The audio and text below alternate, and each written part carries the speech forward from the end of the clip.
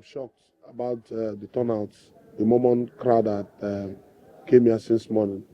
As a leader, I have to be patient to allow others vote before I voted now. And yet, you can see the elderly ones, they believe in the process. It's not a shabby process. It's a process that they believe that will entrench democracy at the grassroots level. And that's why they are coming out to say, look, we believe in this process. We believe in the candidates of the various parties that we want to vote for. And we wait here to see that the election is done and the results are announced. That's why we are. And so I'm happy.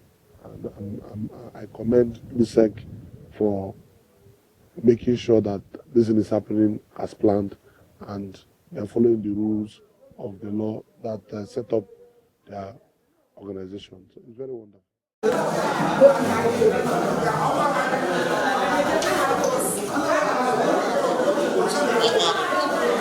Yeah.